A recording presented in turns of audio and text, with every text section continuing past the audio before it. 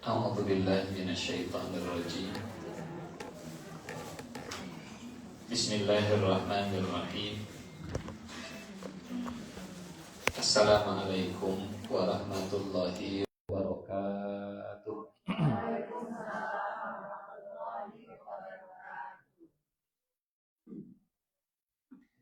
Alhamdulillah. Alhamdulillahirabbil alamin wa bihi nasta'inu ala umuri dunya waddin. Wassalatu wassalamu ala asyrafil anbiya'i wal mursalin wa ala alihi wa ashabihi ajma'in. Rabbi shrah li sadri wa yassir li amri wahlul 'uqdatam min lisani yafqahu qawli. Allahumma la sahla illa ma ja'altahu sahla wa anta taj'alul hazna idza syi'ta sahla. Allahumma la ilma lana illa ma 'allamtana innaka antal alimul hakim.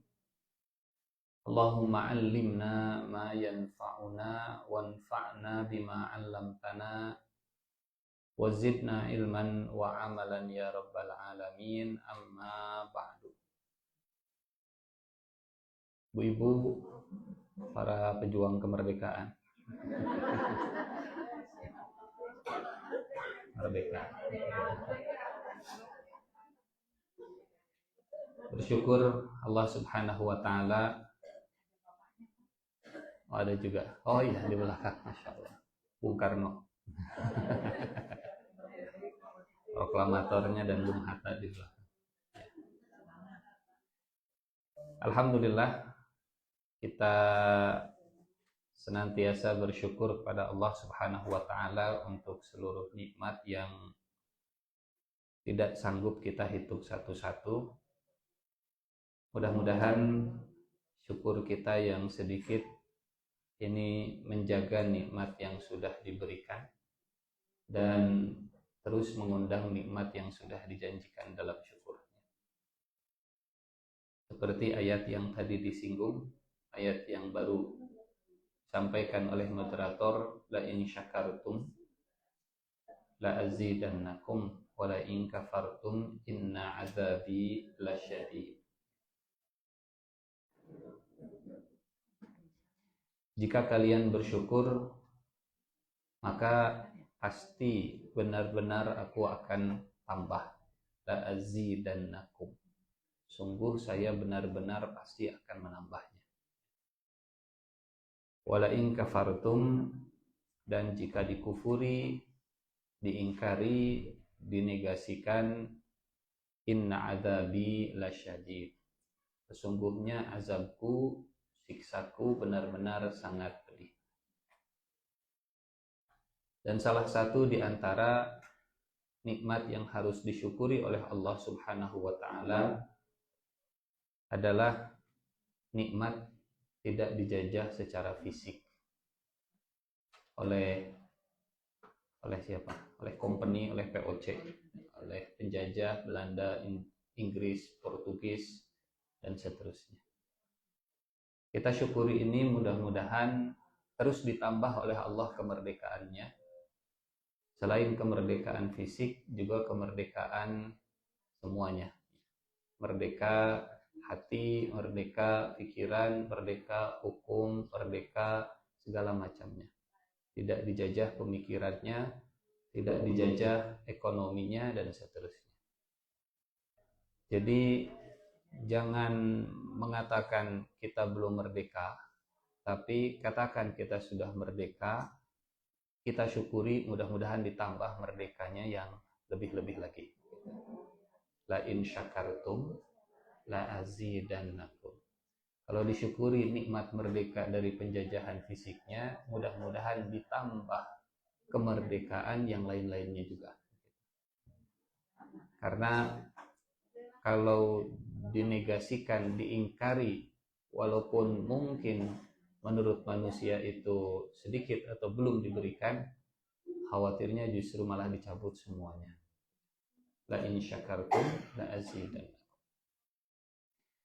Dan dalam surat Ibrahim ayat ke-5, surat ke-14. Kalau tadi Ibrahim ayat ke-7 ya, la azidannakum ayat ke-7. 2 ayat sebelumnya, Ibrahim ayat ke-5, Allah Subhanahu wa taala memerintahkan kepada Nabi Musa untuk mengingatkan tentang hari-hari Allah.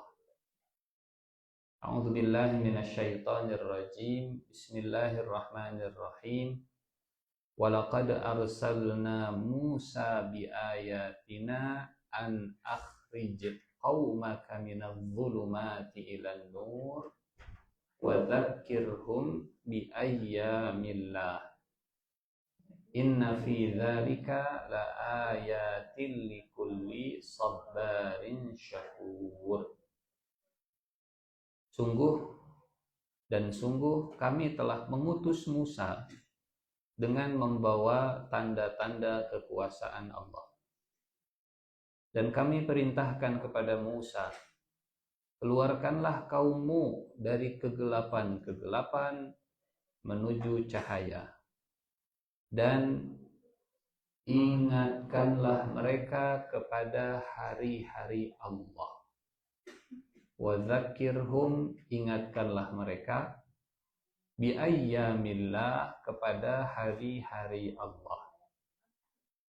Sesungguhnya pada yang demikian itu terdapat tanda-tanda bagi orang yang bersabar dan bersyukur, penyabar dan penyukur. Hari-hari Allah, kalau kita lihat pandangan penafsiran para ulama, adalah hari-hari di mana Allah memberikan nikmat yang besar kepada hambanya. Hari Allah adalah hari saat karunia yang besar dilimpahkan kepada hambanya. Sehingga mengingat hari-hari Allah ini mengingatkan kita kepada Allah. Wa dzakkirhum bi ayyamillah. Hari-hari besar, bahasa kita. Wa dzakkirhum bi ayyamillah. Memang kalau di kita diterjemahkannya peringatan hari besar Islam, PHBI ya. Sebetulnya PHBI itu seharusnya membuat kita ingat kepada Allah Subhanahu wa taala. Hari-hari besar selayaknya mengingatkan kita kepada Allah. Ayyamillah. Sebutannya adalah hari-hari Allah. Dan di antara hari-hari Allah bagi kita, karena ini kisahnya tentang Nabi Musa, bagi umat Nabi Musa, bagi Bani Israel, hari-hari Allahnya adalah saat mereka merdeka dari penjajahan Fir'aun. Makanya di ayat ke-6 kalau kita lanjutkan, Nabi Musa mengingatkan Bani Israel tentang nikmat Allah yang sudah menyelamatkan dari penindasan Fir'aun yang menyiksa dengan siksaan yang pedih, dari kejahatan Fir'aun yang menyembelih anak-anak kecil, anak mereka, dari tindakan pelecehan terhadap perempuan yang dilakukan Fir'aun dan pasukannya. Setelah Bani Israel nyebrang Laut Merah, setelah Bani Israel hijrah dari Mesir, mereka merdeka. Itulah hari Allah bagi Bani Israel. Dan itulah yang disebut minaz zulumati ilan nur.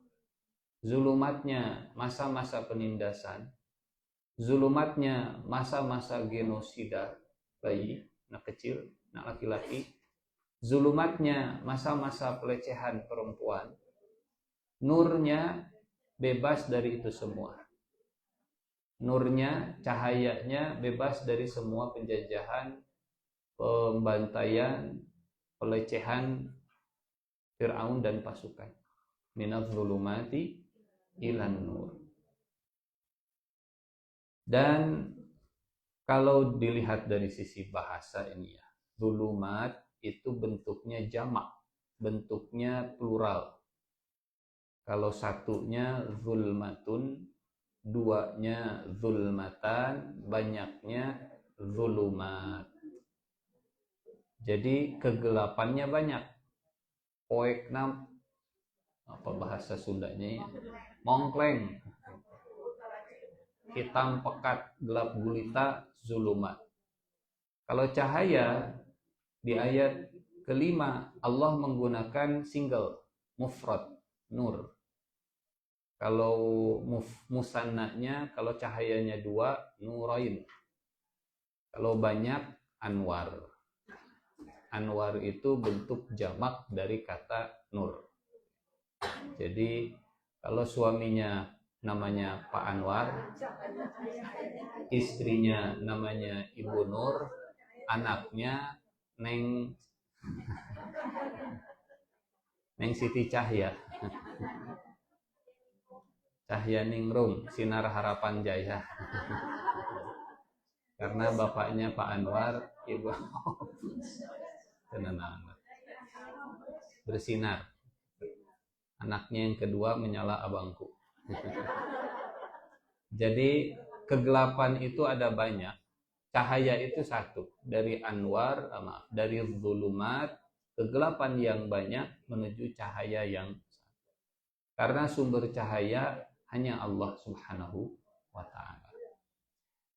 Jadi dalam surat Ibrahim Allah memerintahkan untuk mengingatkan mereka, mengingatkan Bani Israel tentang hari-hari Allah Subhanahu wa ta'ala, bi ayyamillah.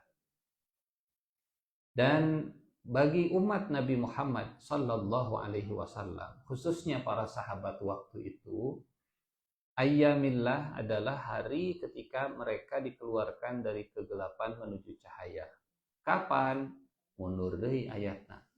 Baca ayat 1. Ayat 1 surat Ibrahim. Bismillahirrahmanirrahim. Alif lam ra.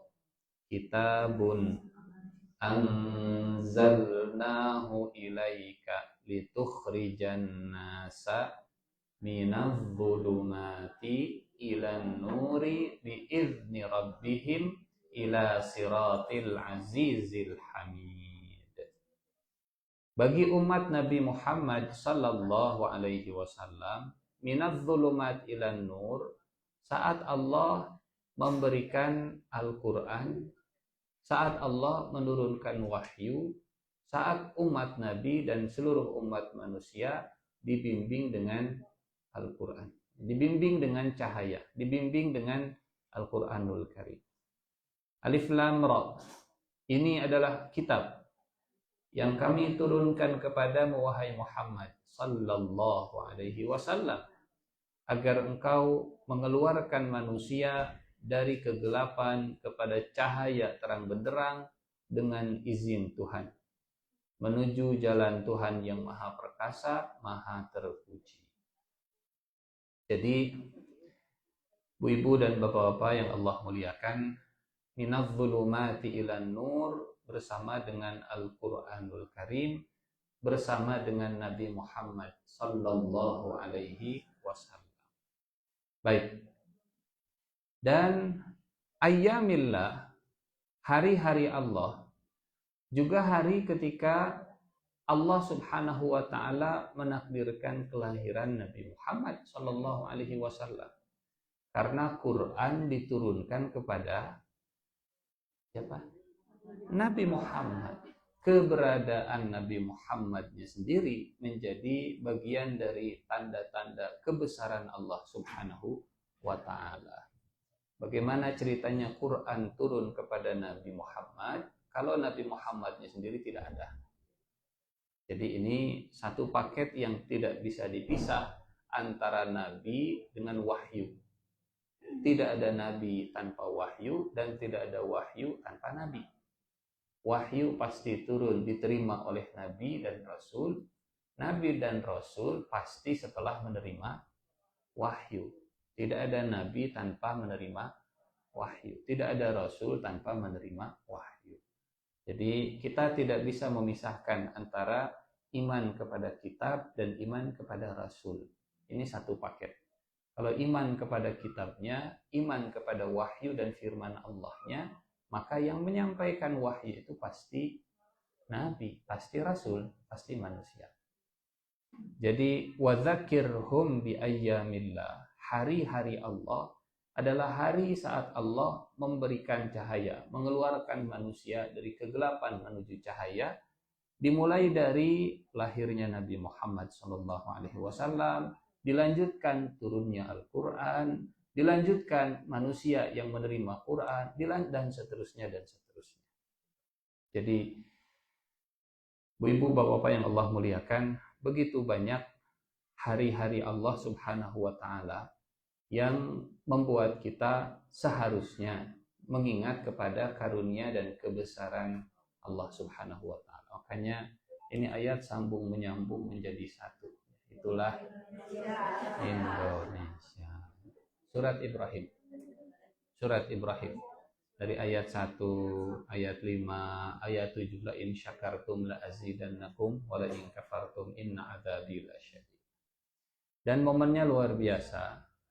Kita ditakdirkan oleh Allah di bulan ini kemerdekaan Agustusnya, kemerdekaan Indonesia, peringatan 17 Agustusnya. Sekali lagi, peringatan ini harus membuat kita mengingat Allah Subhanahu wa Ta'ala, karena ini disebutnya ayyamillah. Jangan sampai nikmatnya datang dari Allah, karunia-Nya datang dari Allah, tapi saat merayakan, saat mengingatnya, justru membuat kita malah makin jauh dari Allah Subhanahu wa Ta'ala. Hadirin yang Allah muliakan, kemarin beredar videonya siapa? Ustadz Abdul Somad. Ada yang sudah nonton? Siga gitulah. Larian menyalira. Jadi intinya siapa yang merayakan atau siapa yang mengisi kemerdekaan tapi dengan tidak bertuhan, berarti dia sudah mengkhianati Pancasila, sila pertama, ketuhanan yang Maha Esa. Yang tidak bertuhan silahkan keluar dari negara Indonesia, karena melanggar sila 1. Apalagi yang kedua, kata beliau, yang korupsi, yang bikin susah, yang bikin rakyat jadi miskin, yang bikin rakyat jadi kelaparan dan mati, sudah melanggar sila kedua, kemanusiaan, adil dan beradab. Koruptor keluar dari Indonesia. Merdeka. Yang ketiga, yang suka ngadu domba warga Indonesia. Kita hidup rukun di Indonesia walaupun beda agama, Islam, Kristen, Hindu, Buddha, dan seterusnya. Yang suka ngadu domba, yang suka ngadu domba, ngadu manusia, dan yang ngadu domba ngadu Garut. Yang tukang ngadu domba, bikin rusuh, provokator, berarti pengkhianat karena sudah melanggar persatuan Indonesia. Provokator keluar dari Indonesia. Yang keempat, yang suka ngambil keputusan tengah malam tanpa ada masalah. Ini mah kata beliaunya, di videonya begitu. Tanpa pernah mau bermusyawarah dan menerima masukan dari rakyat, sembunyi-sembunyi, sudah melanggar kerakyatan yang dipimpin oleh hikmah kebijaksanaan dalam permusyawaratan, perwakilan, keluar dari Indonesia. Dan seterusnya, keadilan sosial, dan seterusnya lah, begitu.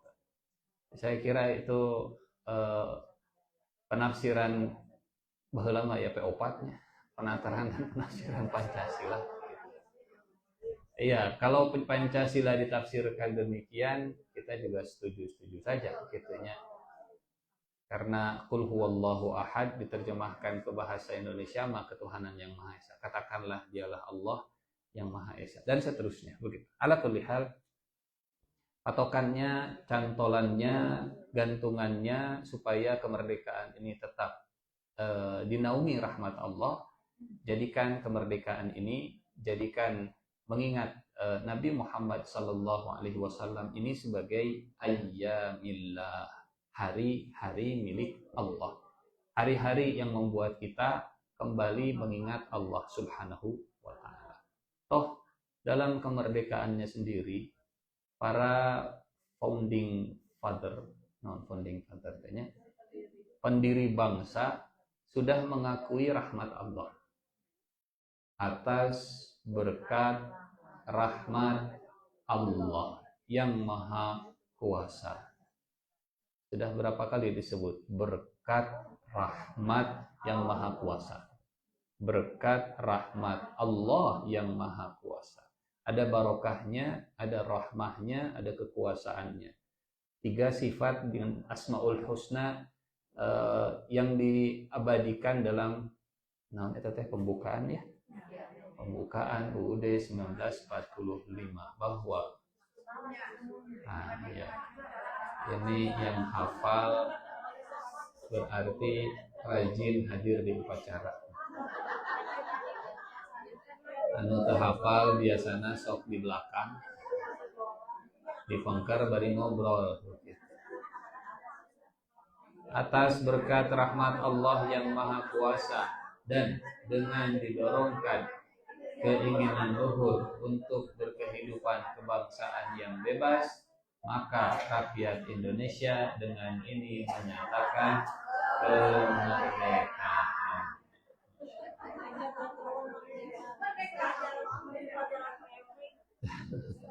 Bahala PMP, nama PPKN, pendidikan, nama PKN, ya, pendidikan kewarganegaraan. Baik. Dan ibu-ibu yang saya muliakan, hadirin bapak-bapak dan ibu-ibu, tentang kemerdekaan ini, ya kalau siapa itu Bung Tomo saja, kalimatnya luar biasa. Kata beliau, kalau bukan kalimat Allahu Akbar, kalau tidak ada kalimat Allahu Akbar, saya tidak tahu bagaimana caranya membakar semangat massa untuk melawan penjajahan.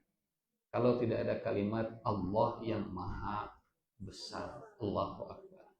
Karena seringkali mental yang rendah diri, inferior, inferiority complex, mental yang melihat orang luar itu wah, bikin orang jadi minder duluan dan kumeok, namanya dipacok. Kalimat takbir, kata Bung Tomo, kalimat yang digunakan untuk membakar semangat. Karena tidak ada yang lebih besar, tidak Inggris, tidak Belanda, tidak Jepang, yang lebih besar hanyalah Allah Subhanahu wa Ta'ala. Penjajah yang besar, saya punya Tuhan yang jauh lebih besar. Dan kalimat takbir selalu kita gunakan hari ini. Kalau menghadapi masalah, ucapkan kalimat takbir yang sama. Masalah yang besar, saya punya Tuhan yang jauh lebih besar. Cicilan yang besar, saya punya Tuhan yang kekayaannya lebih besar. Baik. Dan siapa yang mengajarkan Bung Tomo, siapa yang mengajarkan Bung Hatta, siapa yang mengajarkan Diponegoro, siapa yang mengajarkan Pattimura, siapa yang mengajarkan para pejuang kemerdekaan tentang harga diri dan nilai kemerdekaan? Jawabannya cuma satu, teladan mereka adalah Nabi Muhammad Sallallahu Alaihi Wasallam. Karena Nabi yang pertama kali mengajarkan kepada kita, umat Nabi Muhammad, kepada manusia yang namanya kemerdekaan. Bu-ibu, bapak-bapak yang Allah muliakan, punten. Zaman sekarang memang tidak ada lagi yang namanya budak. Sanes budak bahasa Sunda, budak bahasa Indonesia ini, hamba sahaya. Bagaimana ceritanya ada seorang budak, hamba sahaya, tapi bisa punya kepercayaan diri yang tinggi walaupun berhadapan dengan siksaan majikannya. Contoh Bilal. Bilal itu hamba sahaya, Bilal itu budak. Ada Suhaib bin Sinan, ada Salman Al-Farisi, ada banyak ya budak-budak yang mereka berjuang untuk kemerdekaannya. Dan satu hal yang membuat mereka terbakar, termotivasi untuk merdeka karena kalimat Allahu Akbar, karena kalimat tauhid. Tidak ada Tuhan, tidak ada ilah kecuali Allah Subhanahu wa taala. Kalimat la ilaha illallah adalah kalimat kemerdekaan. Kalimat merdeka. Saya tidak dijajah oleh siapapun, saya hanya tunduk dikendalikan oleh Allah Subhanahu wa taala. Itu kalimat kemerdekaan. Tidak oleh majikan saya, tidak oleh jabatan saya, tidak oleh harta saya, tidak oleh pemilik penguasa. Kalimat la ilaha illallah tidak disukai oleh penguasa yang arogan dan diktator. Kenapa? Karena kalimat la ilaha illallah membuat para penguasa yang arogan dan diktator kehilangan kekuasaannya. Jadi Pak Ustadz, kalau la ilaha illallah itu membuat orang jadi tidak punya pengendali, ada. Tetap, saya tunduk. Tapi saya hanya akan tunduk kepada orang yang tunduk kepada Allah Subhanahu wa ta'ala. Anda tunduk kepada Allah, saya tunduk kepada Anda. Anda tidak tunduk kepada Allah, la ilaha illallah. Saya hanya tunduk kepada Allah semata. Itu merdeka. Dan penguasa yang zalim, penguasa yang jahat, ya, ini penguasanya bukan hanya bicara masalah negaranya. Dalam sekrup yang terkecil sekalipun, dalam keluarga, dalam rumah tangga. Misalnya, suaminya nyuruh istrinya untuk pakai pakaian yang merecet. Misalnya. Merecet. Gitu. Ya, ketat begitu. Merecet. Suaminya yang nyuruh, mama, pokoknya keluar dari rumah, kudu dibuka kerudungna, kudu ngangge acup merecet, kudu nganggo legging anu pendek salutut, gitu. Kudu nganggo acup lekbong. Iya artosna 200 miliar sebulan. Diturutan moal. Banyak.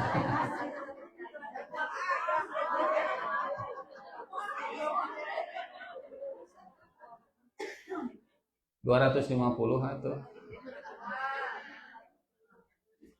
saya tunduk kepada Anda kalau Anda tunduk ke Allah Subhanahu wa ta'ala. Kalau Anda tidak tunduk ke Allah, la ilaha illallah. Jadi kalimat yang tidak disukai oleh penguasa yang zalim, yang jahat, yang arogan, karena penguasa yang arogan tidak akan tunduk kepada Allah Subhanahu wa ta'ala. Orang yang mendeklarasikan kemerdekaan dengan la ilaha illallah, orang yang merdeka. Tapi merdeka bukan berarti merdeka tanpa batasnya. Dia tetap tunduk, cuman ketundukannya hanya kepada Allah dan yang tunduk kepada Allah Subhanahu wa ta'ala. Misalnya, kemarin ada video yang viral. Suaminya dalam rumah tangga, suaminya nyuruh supaya istrinya ngaji, tapi gaji suaminya di bawah UMR. Diturutan mual. Dan seterusnya. Ala kulli hal. Baik. Jadi balik lagi ya. Minadh-dhulumati ilan nuri wa dzakirhum bi ayyamillah. Senin ini tanggal 24 Agustus ini saya ngasih judulnya wa dzakirhum bi ayyamillah. Kita mengingat hari-hari Allah Subhanahu wa taala. Dan yang kita ingat ada dua. Satu, merah putih. Yang kedua, kelahiran Nabi Muhammad sallallahu alaihi wasallam. Kalau tadi merah putih dan kemerdekaan, insya Allah sudah sama-sama kita pahami ya. Mudah-mudahan kalau merdekanya karena rahmat Allah, mengisi kemerdekaannya juga tetap dengan rahmat Allah. Merdekanya atas berkat rahmat Allah yang maha kuasa. Mengisi kemerdekaannya juga yang mengundang berkah, mengundang rahmat, dan menjauhkan dari murka Allah yang maha kuasa. Jangan sampai pejuang kemerdekaan mengorbankan harta, darah, keringat, dan nyawa, tapi setelah merdeka justru diisi dengan yang lain-lain. Baik. Dan yang kedua, momen 24 Agustus ini. Momen Agustus ini juga berkaitan dengan bulan kelahirannya Nabi Muhammad sallallahu alaihi wasallam. Bulan Rabiul Awal ini bulan istimewa. Selain kelahiran, ini juga bulan wafatnya Nabi, ini juga bulan hijrahnya Nabi ke Madinah Al-Munawwarah. Baik, ibu-ibu yang saya muliakan, rasanya sering saya menyampaikan ini ya, tapi tenan diulang-ulang supaya molotok. Mudah-mudahan ketinggalan itu pentar. Ini hadis riwayat Muslim dari Jabir bin Samurah radhiyallahu anhu qala. Qala Rasulullah sallallahu alaihi wasallam, Nabi bersabda, "Inni la'arifu hajaran bi Makkah." Sungguh saya benar-benar mengenal. Sudah pakai ini tambah la. Ini itu huruf taukid, la itu juga huruf taukid. Huruf taukid naon Pak Ustaz? Huruf untuk meyakinkan orang lain. Huruf untuk membuat keraguan orang lain hilang. Namanya huruf taukid. Kalau suami bilang ke istri begini, "Mah, mamah mani gelis." Misalnya, istrinya tidak percaya, ragu-ragu. Kata istrinya, si bapak mah pasti nggak modus. Ini istrinya meragukan kata-kata suami. Maka suaminya pakai huruf taukid. Laras, mah, benar, mamah teh gelis. Itu huruf taukid. Dan istrinya dari ragu, sekarang jadi nyerang. Gitu. Si bapak mah pasti sudah melakukan hal yang tidak-tidak ya. Jadi muji-muji mama menjadi kafar. Pasti aya nanaona. Demi Allah mah benar tak keureut ceuli ucing. Benar mama teh geulis. Makin banyak huruf taukidnya, makin pakai sumpah, berarti audiensnya itu makin gak percaya sebetulnya. Itu namanya huruf taukid. Fungsinya huruf taukid menghilangkan keraguan dari audiens.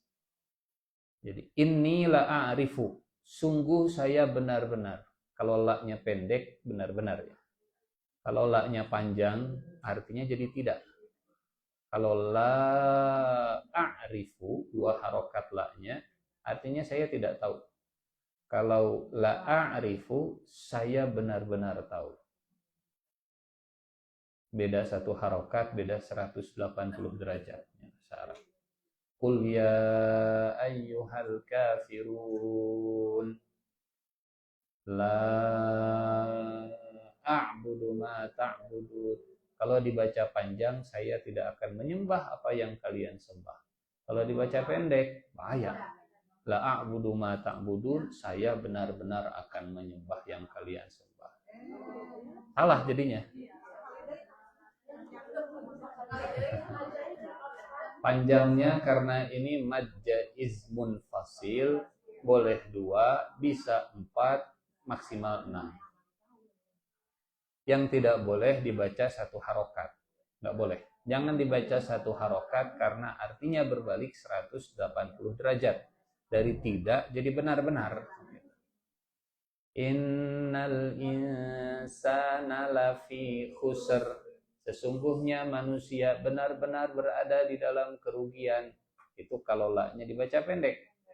Panjang sedikit la-nya, jadi dibalik. Innal insana lafi khusr. Sesungguhnya manusia tidak berada di dalam kerugian. Jadi balik.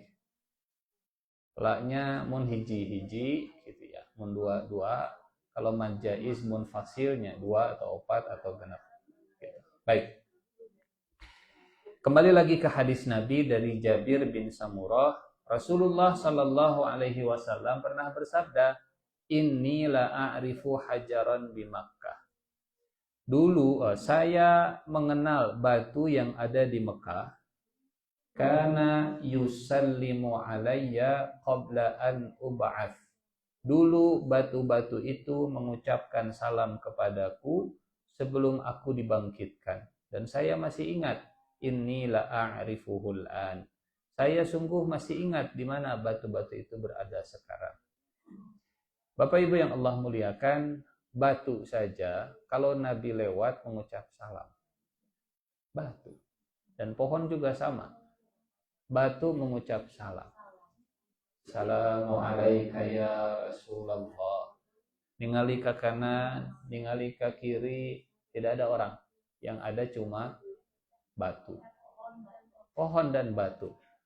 Tapi suaranya jelas, suaranya suara salam. Suaranya jelas menyapa Nabi Muhammad sallallahu alaihi wasallam. Kata Nabi, saya masih ingat di mana batu itu sekarang. Allahu Akbar. Pak, bukan karena horornya. Sanes ku horor nak sanes. Kalau ibu bapak lewat kuburan mengucap salam dan mendapat jawaban, mungkin masih diingat kuburannya. Tapi kusieun teh ya. Assalamualaikum ya ahlal diyar ya ahlal kubur antumus sabiqun wa nahnu insyaallah bikum lahiqun.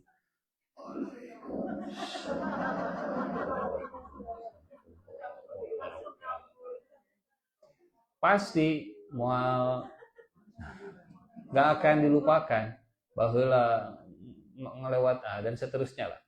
Ini bukan tentang horornya, tapi ini tentang penghormatan yang tidak dilupakan oleh Nabi. Batu saja kalau mengucap salam Nabi nggak lupa. Apa iya kalau manusia mengucap salam dan sholawat kepada Nabi akan dilupakan? Hanya yang paling mudah saja, yang paling mudah memasuki bulan Rabiul Awal, apalagi tanggal 12, perbanyak bersolawat kepada Rasulullah sallallahu alaihi wasallam. Usah ada pasti bakal solawat dina tasyahud akhir oge leres, tapi da eta mah mung 5 kali atuh. Ditambah dengan salat rawatib, salat sunnah dan seterusnya, ya. Tapi yang kita inginkan lebih banyak dari itu semua. Kenapa? Manfaatnya bukan buat Nabi Muhammad sallallahu alaihi wasallam, manfaatnya balik lagi ke kita. Apa manfaatnya? Tergantung. Bu, Pak, apa yang kita ingat dari Nabi, kemudian kita bersolawat, maka yang kita ingat itu insya Allah akan diberikan kepada kita. Misal, ingat rumah tangga Nabi yang begitu harmonis, begitu sabar, begitu luar biasa, kita langsung salawat. Mudah-mudahan rumah tangga kita juga disepuh seperti rumah tangga Nabi. Jadi salawat itu cara kita copy paste kebaikan yang ada dalam Nabi untuk kita. Misal begini, jangankan salawat punten. Misalnya saya mendoakan ibu, ya Allah, ibu fulanah teh hoyong gaduh helikopter ya Allah. Mudahkan rezekinya, lapangkanlah rumahnya agar ibu fulanah punya helikopter. Kalau saya mendoakan kebaikan buat ibu, manfaatnya kembali tidak ke saya? Apa manfaat yang kembali?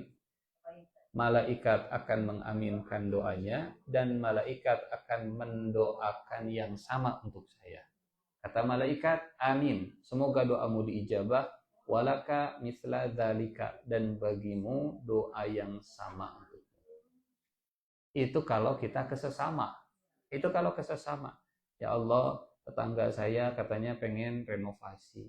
Mudahkan rezekinya, berkahi dan lancarkan pemasukannya supaya rumahnya segera renovasi. Kata malaikat, semoga doamu diijabah dan semoga kamu mendapatkan hal yang sama.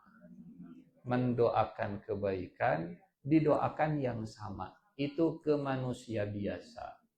Tapi kalau ke Nabi Muhammad sallallahu alaihi wasallam, rumusnya bukan satu dibalas satu. Rumusnya satu, sholawat dan salam dibalas 10 kali lipat. Jadi caranya, apa yang kita kenang, apa yang kita ingat, apa yang kita tahu tentang beliau, langsung kita sholawat dengan niat, ya Allah berikan kebaikan itu juga kepada saya. Ingat Rasulullah Shallallahu Alaihi Wasallam kalau sholat malam itu sampai bengkak kakinya. Saya juga tahu di sini ada yang bengkak kakinya.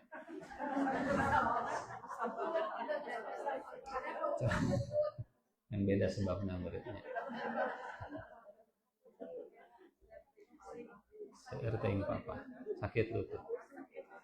Ingat Nabi dalam sholat malamnya, kita salawat. Mudah-mudahan kita diberikan nikmat yang sama dalam ibadah seperti itu. Ingat Nabi dalam dakwahnya begitu luar biasa. Kita salawat, mudah-mudahan dakwah kita seperti Nabi. Ingat Nabi ibadahnya luar biasa. Ingat Nabi sabarnya luar biasa. Ingat Nabi humble-nya, ingat Nabi akhlaknya, kita salawat. Karena kata Nabi, barang siapa yang salawat kepadaku 1 kali, maka Allah akan membalas salawatnya berapa kali? 10 kali. Man shalla alayya wahidatan sallallahu alaihi biha asyra. Jadi supaya ya betul bahwa salawat itu makin banyak makin baik, tapi satu hal, pas lagi bersalawat ingat apa kebaikan yang sudah dilakukan diberikan oleh Allah kepada Nabi. Supaya itu yang ingin, itu yang saya mau, itu yang saya inginkan. Lanjutkan dengan salawat. Nah, batu saja tidak dilupakan oleh Nabi, apalagi manusia seperti kita. Makanya kalau ingin dikenal oleh Nabi, perbanyak salawat kepada Nabi, perbanyak salawat kepada Rasulullah Sallallahu Alaihi Wasallam. Dan ibu-ibu, bapak-bapak yang saya muliakan, hari apa Rasulullah dilahirkan? Senin. Hari Senin. Beliau lahir hari Senin, beliau wafat juga hari Senin, beliau terima wahyu juga hari Senin, beliau hijrah sampai ke Madinah juga hari Senin. Hari Senin, hari yang bersejarah dalam kehidupan Nabi. Mudah-mudahan umat Nabi tidak membenci hari Senin. I hate Monday. I love Monday. If Monday is holiday. Saya cinta Senin kalau Seninnya libur. Dan Nabi pernah ditanya, ya Rasulullah, kenapa Anda sering saum hari Senin? Jawaban Nabi, karena ini hari dilahirkan saya. Kan Senin aya nama orang makan-makan heula. Senin aya nama teu naon orang makan-makan heula. Terusnya aya makan-makan. Wah, ya kacium dah. Alhamdulillah. Insyaallah. Nabi pernah ditanya, kenapa Nabi hari Senin sering saum? Jawaban Nabi, dzaka yaumin wulidtu fihi. Itulah hari saat saya dilahirkan.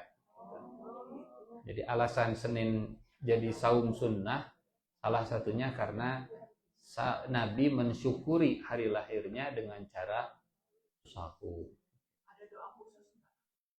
Doa khususnya sejauh yang saya tahu tidak ada yang dari Nabi langsung begitu ya.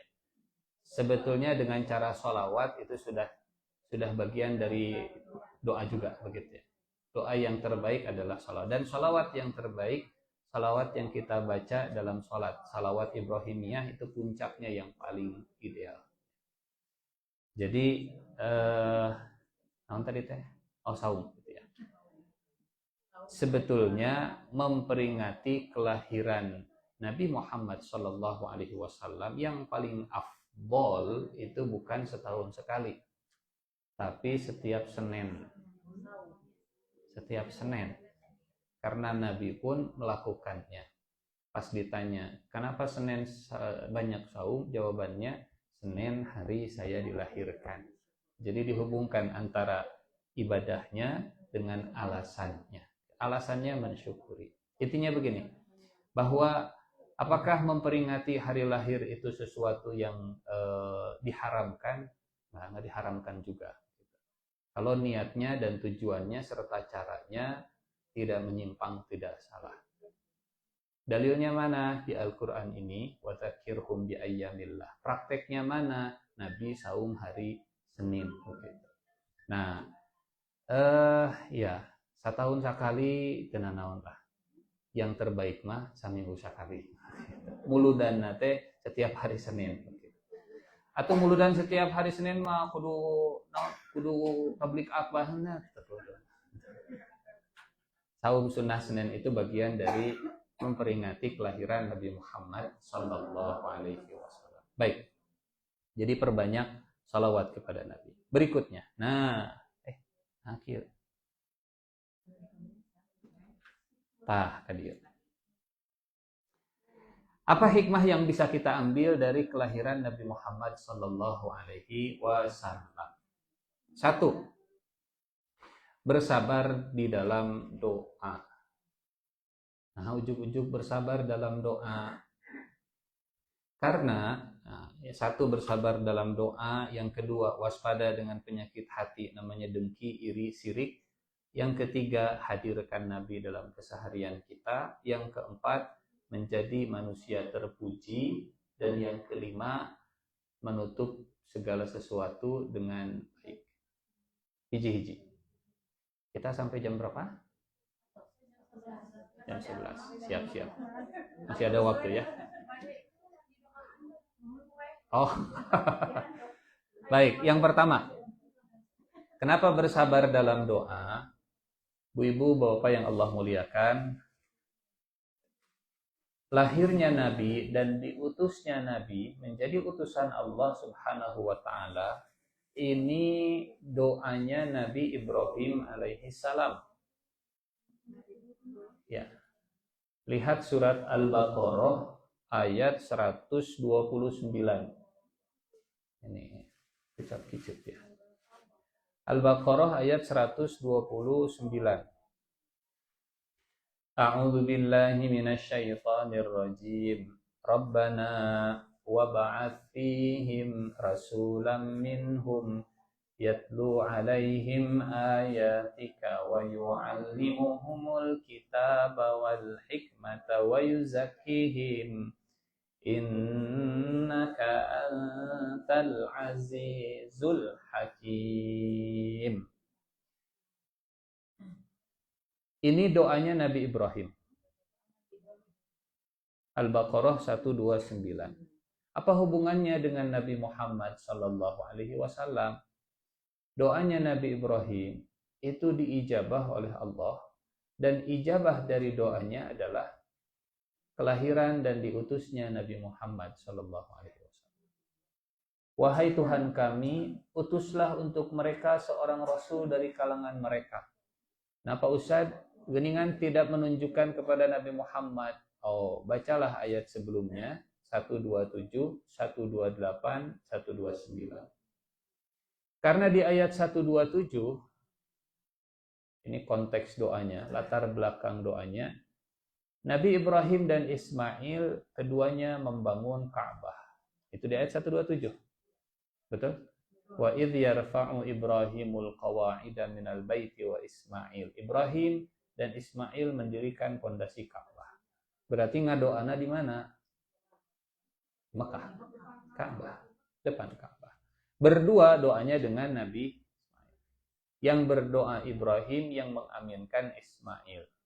Lokasinya depan Ka'bah setelah membangun Ka'bah. Merekanya adalah penduduk Mekah. Merekanya adalah yang ada di sekitar Ka'bah. Wahai Tuhan kami, utuslah untuk mereka seorang rasul. Jawabannya adalah Nabi Muhammad. Rasul ini membacakan ayat, mengajarkan Alkitab dan hikmah, mensucikan jiwa mereka dan seterusnya. Sesungguhnya Engkau maha berkuasa lagi maha bijaksana. Terus apa hubungannya dengan judul bersabar dalam doa? Ibu punten, Pak punten. Berapa jarak Nabi Ibrahim ke Nabi Muhammad?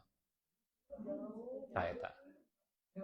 Doanya kapan, ijabahnya kapan? Tidak cungcereng.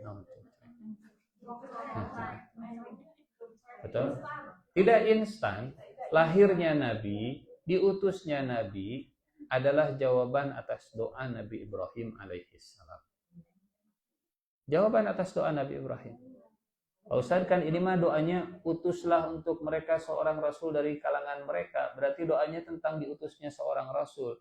Konsekuensi logis dari diutusnya rasul pasti dilahirkan heula atuh. Moal mungkin diutus tanpa ada kelahiran dulu sebelumnya. Jadi satu paket dan satu kesatuan. Doa ini adalah doa agar dilahirkan dan diutus di Mekah seorang rasul. Jadi kelahiran Nabi Muhammad dan diutusnya Nabi Muhammad adalah jawaban doa Nabi Ibrahim. Pertanyaannya sama tadi, belum dijawab. Sabara tahun jarak doa sampai ke ijabah?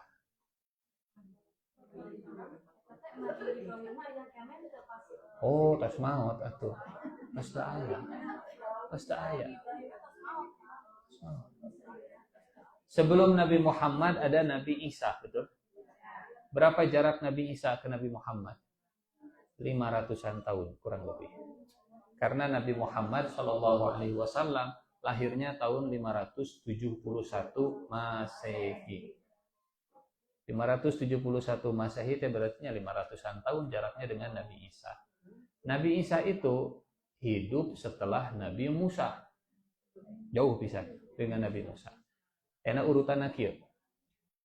Dari awal dari Nabi Ibrahim. Nabi Ibrahim punya berapa anak? Setidaknya 2 yang kita kenal, Ismail dan Ishak. Betul? Ishak punya anak namanya Yakub. Yakub punya anak namanya Yusuf dan 11 kakak-kakaknya. Ya. 11 kakak-kakaknya. Kemudian Yusuf dengan keluarganya tinggal di Mesir. Terus hijrah ke Mesir dengan bapak ibunya. Disitulah Bani Israel tinggal di Mesir. Awalnya sebagai keluarga pejabat karena Nabi Yusufnya pejabat. Seiring dengan waktu ada revolusi di Mesir, berubah kondisi politiknya, penguasanya ganti. Bani Israel yang tadinya elit, pejabat, bangsawan, berbalik jadi budak. Dijajah disiksa, dibantai oleh Fir'aun. Lama penjajahan Bani Israel di Mesir ini sampai Allah mengutus Nabi Musa alaihissalam. Baru muncul Nabi Musa setelah Nabi Yusuf. Tadi Ibrahim, Ishak, Yakub, Yusuf terjajah di Mesir, baru muncul Nabi Musa. Nabi Musa hijrah dari Mesir, meninggalkan Mesir, muncul nabi-nabi yang berikutnya. Ada Nabi Daud, ada Nabi Sulaiman, dan seterusnya. Lama panjang sampai muncul Nabi Isa. Balik lagi. Berapa jarak Nabi Ibrahim ke Nabi Muhammad? Jadi hikmah yang pertama, bersabar dalam berdoa. Kelahiran Nabi dan diutusnya Nabi adalah buah dari doa Nabi Ibrahim. Allah tidak lupa, walaupun mungkin manusia sudah lupa dengan doanya. Tidak ada doa dan permohonan yang disia-siakan oleh Allah Subhanahu wa Ta'ala. Bahkan kadang yang berdoanya saja suka lupa. Kita pernah berdoa, pas dikasih, lupa kalau ini teh ijabah doa. Duka tahun sabaraha ieu teh. Dan salah satu penyebabnya setan. Setan membuat manusia lupa kalau Allah sudah mengijabah doa. Kenapa setan membuat lupa? Karena kalau kita ingat, ya Allah, nyanya, iya teh saya pernah ngadoa ka pungkur hoyong gaduh ieu. Ya Allah, ternyata doa saya didengar, ngadoa deui Jadi senjata yang paling kuat buat orang yang beriman doa itu. Makanya setan selalu membuat lupa. Hiji. Waktu adalah bagian penting dalam perjalanan lahirnya perkara yang besar. Nabi yang terakhir, Nabi Muhammad sallallahu alaihi wasallam, ya, diutus oleh Allah Subhanahu wa Ta'ala setelah sekian ratus tahun, dari bahkan mungkin ribuan tahun setelah doanya Nabi Ibrahim alaihissalam. Jangan tergesa-gesa dalam ijabah doa, karena semakin besar jawabannya, kadang ada waktu yang harus ditunggu. Bukan Allah membutuhkan waktu, tapi manusia membutuhkan kesiapan untuk menerima doanya, menerima jawaban dari doanya. Ada memang doa-doa yang disegerakan jawabannya. Ada. Contohnya siapa? Iblis. Ya. Iblis minta panjang umur, hari tak keneh oge langsung dikabul. Panjangkan umurku sampai hari kebangkitan. Mangga, langsung diijabah. langsung dikabul. Tapi ada yang minta diberikan keturunan sampai rambutnya memutih, sampai tulangnya melemah, tapi belum dikabul-kabul juga. Baru di last minute dikasih oleh Allah Subhanahu wa taala.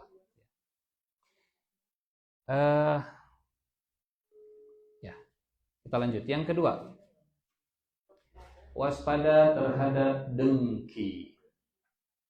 Apa hubungannya dengan kelahiran Nabi Muhammad SAW? Ibu bapak yang Allah muliakan, tahun kelahiran Nabi dikenal dengan tahun gajah. Tahun kelahiran Rasulullah SAW dikenal dengan peristiwa dihancurkannya pasukan Abrahah. Dan kenapa ada peristiwa Abrahah? Kenapa ada peristiwa penghancuran pasukan gajah? Kalau ditelusuri sampai ke akar-akarnya, ternyata berawal dari masalah hati.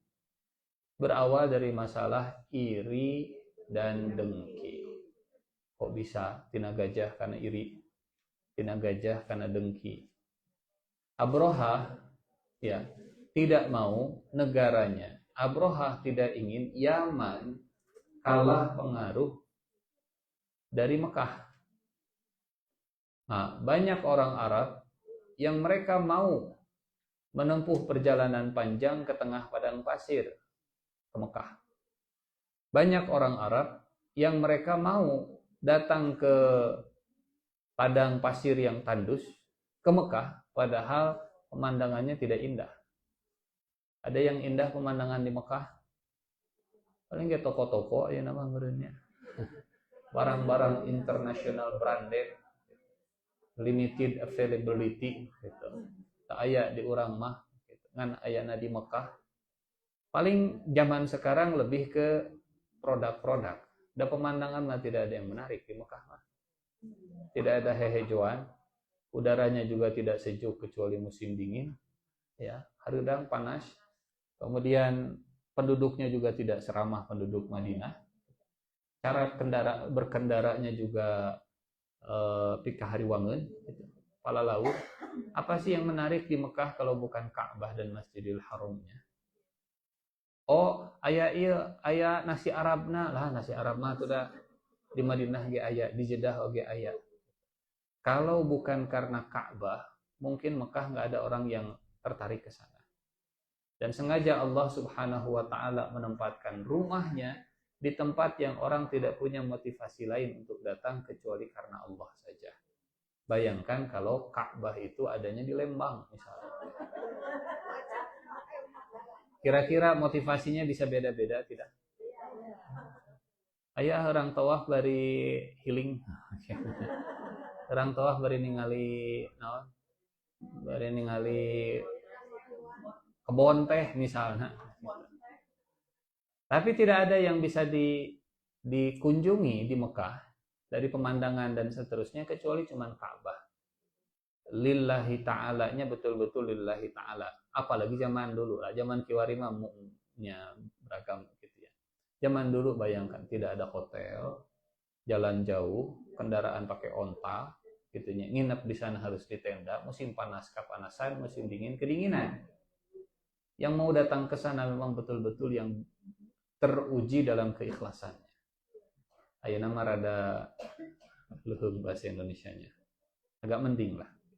Nah, walaupun susah orang untuk datang ke Mekah, tapi setiap tahun orang-orang Arab itu berbondong-bondong mau datang ke Ka'bah. Dan Abrahah mempelajari ternyata sebab motivasi terbesarnya adalah Ka'bah. Nah, Abrahah ingin menyaingi Ka'bah. Dimulailah dengan membangun tandingan. Dibikin gedung namanya Qullais. Qullais ini gedung yang lebih mewah dari Ka'bah. Tujuannya menarik dan mengalihkan perhatian orang Mekah, orang Arab. Silahkan kunjungi Qullais, lebih mewah, lebih megah bangunannya daripada Ka'bah. Tapi nggak ada yang datang. Karena nilai Ka'bah bukan dari kemewahannya, nilai Ka'bah bukan dari desain interiornya, nilai Ka'bah itu dari ibadah yang ada di dalamnya. Dan gagal, ya, infrastruktur sudah dibangun, dana sudah disuntik, sementara proyek mangkrak, pendatang tidak ada. Dan yang dilakukan oleh Abrohah akhirnya, kalau begitu kita hancurkan Ka'bah. Kalau begitu kita bawa pasukan untuk menghancurkan Ka'bah. Awalnya dari iri dengki. Kalau saya tidak bisa mendapatkan apa yang dimiliki oleh orang Mekah, berarti orang Mekah tidak boleh punya apa yang saya tidak punya. Kan itu ciri orang dengki. Ciri orang dengki begitu. Apalagi kalau punya kekuasaan. Nah, lebih bahaya lagi. Dengki ditambah kekuasaan. Dengki ditambah harta. Dengki ditambah ilmu. Mungkinkah orang berilmu dengki? Mungkin. Mungkinkah seorang ustadz dengki? Mungkin. Sangat mungkin. Sangat mungkin. Sangat mungkin. Dan biasanya dengki itu ke sesama, ke selevel. Pilot dengkinya ke pilot, gitu ya. Ojol dengkinya ke opang, ya, bahasa lama. Gokar dengkinya ke taksi offline dan seterusnya. Ustadz dengkinya ke ustadz begitu. Dan kalau dia punya kekuatan, baik kekuatan ilmu, jabatan, kekuatannya itu dipakai untuk jadi senjata. Dia pakai dalil, kalau ustadz, dia pakai dalil, dia pakai ayat untuk mempersenjatai kedengkiannya. Kalau Abrohah karena punya pasukan, dengkinya itu dipersenjatai dengan pasukan. Akhirnya berangkat dari Yaman, menghancurkan Ka'bah, ternyata yang hancur malah Abrohah. Dan di tahun itu lahirlah Nabi Muhammad Sallallahu Alaihi Wasallam. Jadi kelahiran Nabi seharusnya mengingatkan kita, saya, waspada dengan dengki. Karena dengki bukan menghancurkan orang lain, dengki menghancurkan diri kita sendiri. Itulah tahun gajah. Tahun gajah, tahun tentang hancurnya orang-orang yang dengki.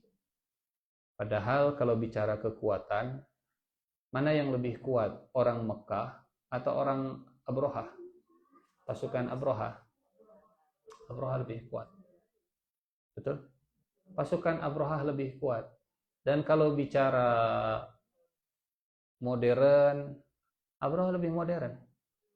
Mekah itu kelebihannya cuma satu, Ka'bah. Tapi orang dengki, dia tidak mau orang lain punya kelebihan, walaupun sebetulnya dia lebih banyak kelebihannya. Allah menitipkan kelebihan ke Yaman 9 misalnya. Allah menitipkan kelebihan ke Mekah 1. Tapi kalau dengki, tetap gitu ya. Saya nggak punya yang 1 itu, walaupun saya sudah punya yang 9. Dia fokusnya ke 1 yang dia nggak punya, dia lupa ke 9 yang sudah dia punya. Itu dengki. Kita pernah ceritanya, saya sering menyampaikan ini yang bagi-bagi artos, terus ditambah sisana. Yang punya, pilih bosan didongengkeun deui mah. Oke. Bu-ibu dibagi ke saya teh setiap orang 1 juta ewang di sini. Contoh ya mah, contoh. Pulang dari sini bu-ibu teh bawa 1 juta, dibagi ke Pak Ustadz. Alhamdulillah nuhun Pak Ustadz. Ada 5 orang yang saya panggil, ka dia sekedar. Nuhun Pak Ustadz ka dia. 5 orang saya panggil lagi ke dalam. Nuhun dia aya keleresan aya langkungna di dompet. Kanggo ibu tambahan 500.000. Jadi ada 5 orang yang dapat 1,5 juta. Yang nggak dipanggil ngintip di luar teh. Naon eta 5an dipanggil Pak Ustadz. Oh, geningan dipasihan tambihan. Tadi bahagia dapat 1 juta. Tapi setelah lirik-lirik tetangga, nah batur mah 1,5 ari abi ngan. Jadi ngan ayeuna mah. Tadi sudah full kebahagiaannya, nuhun Pak Ustadz ya kenging 1 juta, nuhun. Tadi mah sempurna bahagianya 1 juta. Setelah melirik yang lain dapat 1,5 juta, berkurang, bahkan hilang kebahagiaan 1 jutanya. Pertanyaannya gini, apakah uang di tangan ibu jadi berkurang? Uangnya tidak berkurang, bahagia dengan uangnya lah yang berkurang. Uangnya mah tetap 1 juta, tapi bahagia atas 1 jutanya yang jadi berkurang gara-gara membandingkan dengan yang 1,5 juta. Ya, makanya mata itu sumber hasad. Mata itu sumber hasad begitu. Tekudu jangan melihat 1 yang belum dipunya, lihatlah 9 yang sudah Allah kasih ke kita. Itu Abraha. Dibanding dengan Yaman, dibanding dengan Mekah, Yaman itu lebih subur tanahnya, lebih banyak sumber rizkinya. Tapi Mekah mah ngan gaduh hiji Ka'bah. Yaman nggak punya, dengki hancur akhirnya. Yang 9-nya juga jadi hancur. Ini yang kedua, waspada dengan dengki. Dari mana datangnya dengki? Ya, dari bisikan syaitan juga. Bagaimana tadi? Ya. Yang kedua, waspada dengan dengki. Yang ketiga, menghadirkan Nabi. Apa itu menghadirkan Nabi? Ibu yang Allah muliakan, punten. Abraha datang ke Mekah, mau menghancurkan Ka'bah, betul? Padahal orang Mekah sudah menodai Ka'bah dengan perbuatan syirik. Di Ka'bah itu banyak berhala. Di Ka'bah itu banyak perbuatan dosa. Berbuat syirik di depan Ka'bah. Bayangkan di masjid aya dukun. Apa yang? Dukun buka praktek di dalam masjid. Kira-kira kudu dikumahakeun ieu. Cabok mah. Syirik di dalam masjid. Kabayang ini berhala disimpan di dalam Ka'bah. Kira-kira punten, mana yang lebih layak dibaledogan ku burung ababil? Orang Mekah yang sudah berbuat syirik di Ka'bah atau Abraha yang baru mau menghancurkan Ka'bah? Abraha mah baru mau menghancurkan Ka'bahnya, belum sempat menyentuh Ka'bah karena tertahan di daerah Mina. Di Mina, kalau kita umroh biasanya pembimbing atau guide ya suka ngasih tahu pas lagi city tour di Mekah, pas nyampe ke Mina, ini namanya Wadi Muhassir. Di tempat inilah Abraha dihancurkan di luar batas kota Mekah. Belum sampai menghancurkan Ka'bah, belum sempat menyentuh Ka'bah sudah dihancurkan. Hari penduduk Mekah mah sudah menodai Ka'bah dengan syirik. Tapi siapa nu dibaledogan? Siapa yang dilempari batu? Siapa yang dihancurkan? Kenapa penduduk Mekah dijaga oleh Allah Subhanahu wa taala saat burung ababil datang? Satu di antaranya kalau kita baca surat Al-Anfal ayat 33, karena Nabi ada di tengah-tengah mereka. Kan belum lahir, betul. Belum lahir tapi ada dalam perut ibunya. Sudah jadi janin, sudah jadi bayi dikandung dalam perut ibunya. Kata Imam Asy-Syaukani, jarak peristiwa penghancuran Abraha sampai kelahiran Nabi Muhammad SAW itu hanya 50-an hari. Makanya dikenal dengan tahun gajah. Orang ingat begitu. Oh, Muhammad tuh kapan lahirna? Pokoknya pas Abraha dihancurkan. Jaraknya berapa? Sekitar 2 bulanan. Kalau jaraknya 2 bulan, berarti pas Abraha dihancurkan. Berapa usia kandungannya? 7 bulan lah, kurang lebih sekitar 7 bulan. 7 bulan sudah hidup? Sudah. Makanya dalam ayat ini, surat Al-Anfal ayat 33, Allah tidak akan mengazab mereka selama engkau berada di tengah mereka. Selama Nabi ada di tengah umat, maka umat itu nggak akan diazab. Sejahat-jahatnya Abu Jahal, senista-nistanya Abu Lahab, seburuk-buruknya perilaku orang musyrik Mekah kepada Nabi, mereka nggak akan disiksa kalau nabinya masih ada di tengah mereka.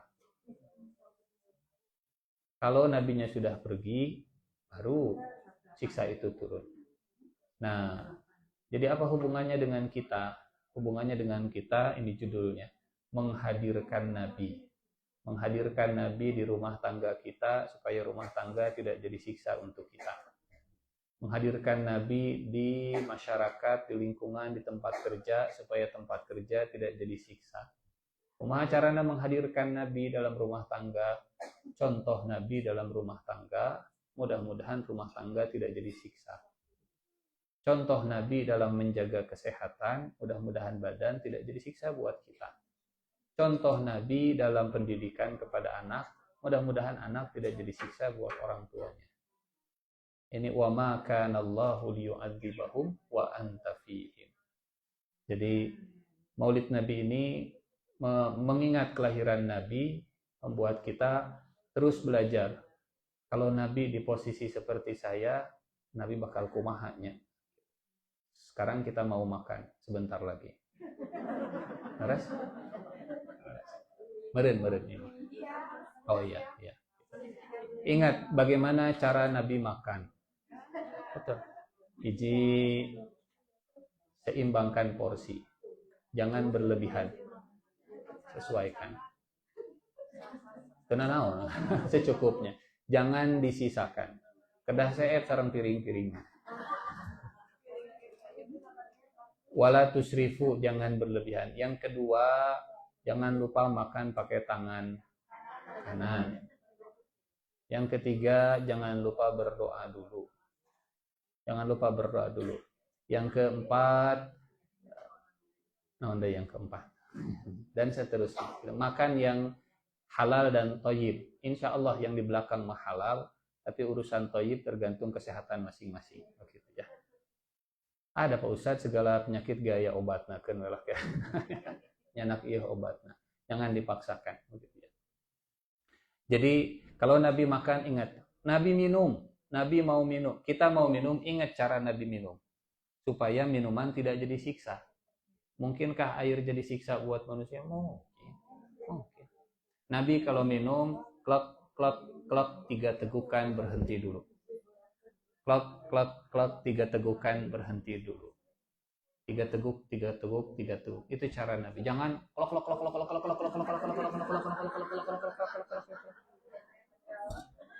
Ini namanya fasyaribuna syurbal him. Cara minum seperti onta yang kehausan. Pernah melihat onta minum? Tingali, onta minum, masukkan mulutnya langsung ke dalam ember, dikokop terus dong. Sampai habis. Jangan seperti itu. Ya, ada ibu mas sanes ontanya. Sanes onta. Cara jalan Nabi supaya saat berjalan tidak menyiksa. Cara tidur Nabi supaya tidur tidak tersiksa. Cara duduk dan seterusnya. Menghadirkan Nabi. Yang berikutnya menjadi manusia yang terpuji. Punten. Nabi lahir dikasih nama, siapa nama Nabi kita? Muhammad. Apa artinya Muhammad? Yang terpuji. Nabi kita ditakdirkan dengan nama yang terpuji. Kita umatnya adalah umat Nabi yang terpuji. Umat Muhammad artinya umat yang terpuji. Pertanyaannya, kalau nabinya yang terpuji, sudahkah saya sebagai umatnya jadi manusia dan umat yang terpuji? Bukan pupujian, tapi betul-betul terpuji. Terpuji oleh siapa? Satu, oleh Allah.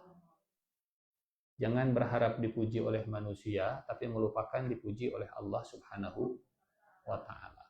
Karena dipuji manusia, kalau tidak dipuji oleh Allah Subhanahu wa Ta'ala, ujung-ujungnya jadi tercela. Ingin dipuji manusia, tapi melupakan pujian dari Allah, endingnya pasti bakal tercela. Tapi ingin dipuji oleh Allah, walaupun awalnya dicela manusia, ujungnya bakal dipuji manusia. Punten, Nabi waktu di Mekah, banyak yang mencela? Banyak yang mencela. Disebut tukang sihir, disebut dukun, disebut orang gila, disebut pemecah belah, banyak yang mencela. Tapi yang dikejar oleh Nabi, yang penting saya tetap dipuji oleh Allah, terpuji di hadapan Allah. Endingnya yang memuji, yang mencela, berubah jadi yang memuji. berubah jadi yang memuji. Sebaliknya, yang tujuannya mencari pujian manusia, zaman sekarang mau pujian tenawan atunya likers, followers mau pengikutnya, likers, hoyongna di like oleh manusia dan mengabaikan, melupakan di like oleh Allah Subhanahu wa Ta'ala. Bukan tidak boleh ya ingin dipuji oleh makhluk, itu mah ada biasa. Fitrah manusia ingin dipuji, tapi skala prioritasnya dahulukan dipuji oleh Allah Subhanahu wa Ta'ala sebelum dipuji manusia. Yang terakhir, menutup dengan baik. Menutup dengan baik ini karena Nabi kita adalah Nabi penutup, betul?